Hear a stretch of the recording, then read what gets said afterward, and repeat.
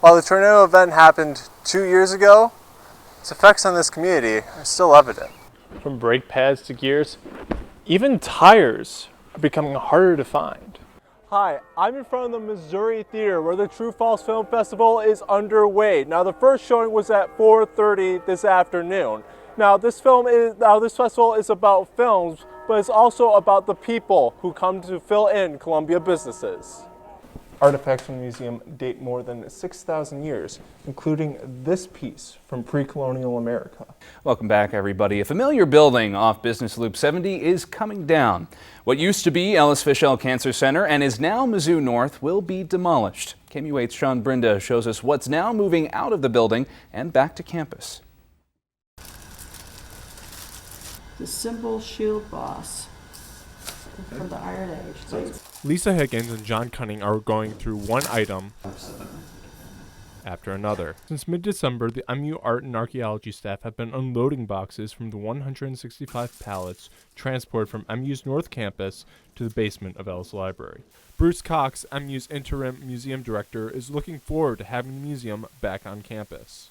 Well, we're hoping that being on the center of campus, that faculty and students can use this much more readily than before. For 7 years, the Art and Archaeology Museum had been located at Mizzou North. For Curator of Collections Linda Endersby, the location for the museum was not suitable for classes trying to interact with some of the exhibits. It was difficult in terms of getting students and faculty to interact with our collection because it was hard to fit a trip up there within a normal class period.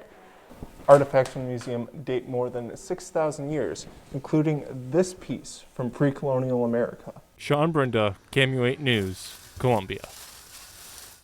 The museum is set to open later this year in June. There will also be a room where faculty and students can interact with the art. MU has not announced when the building will be torn down.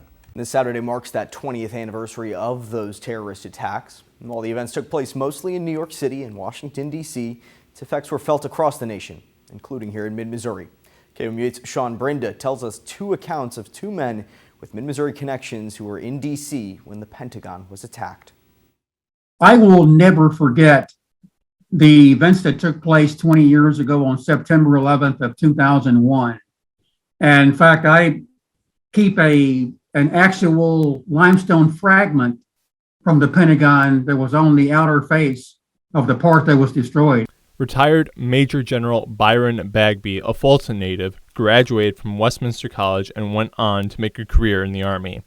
He was working at the Pentagon on 9/11. Outside, MU journalism school graduate Ted Brightus was commuting to work at the Wall Street Journal when he saw a plane heading straight towards the Pentagon. It was roaring in, and I had this moment of gloom, this, sort of, oh my God, it's gonna hit the building. The plane flew right past him and went straight into the Pentagon, just 200 feet away from Byron Bagby's office. We heard this loud blast, and we felt this huge building shake. Outside, Brightus could see a large fireball explosion erupt from the building. And I remember just punching the dashboard on my car, just out of sort of seething exasperation. That this was happening and right in front of me. In the aftermath, Bagby lost 2 staff members in the attack.